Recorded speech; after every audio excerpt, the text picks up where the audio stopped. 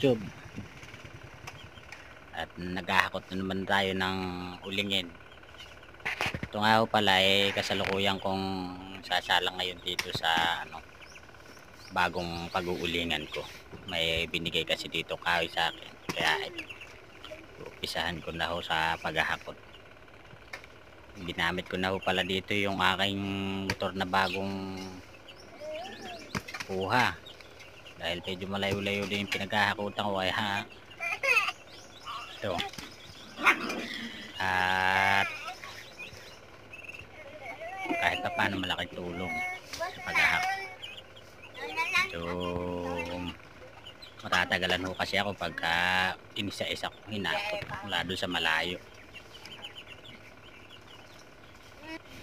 Marami pa ho palang hakutin yan.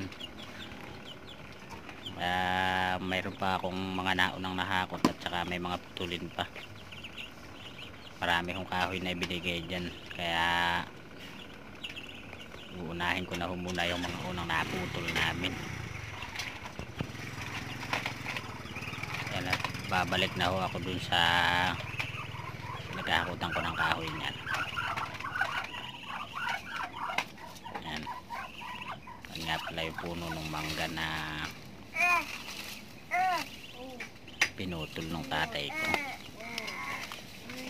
Bali yung tatay ko ang nagtsenso niyan. Yan. Marami pa ho yung hakutin na yan. May mga ibubuwal pa ho kayo mga mangga.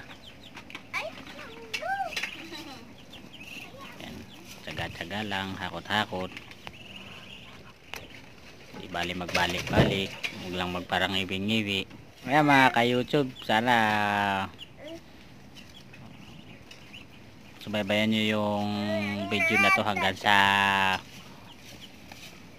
maisalang ko tong uling na ito. Ito ay tuloy-tuloy kong bibidyoan para makita nyo, at tuturo ako kayo kung paano mag-uling.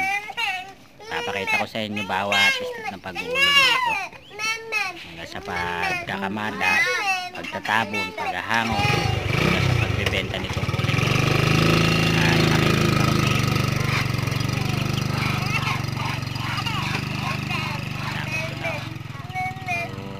Magaan lang naman ho yung kahoy na yan at mga tuyo na. Salamat sa panonood ng aking video.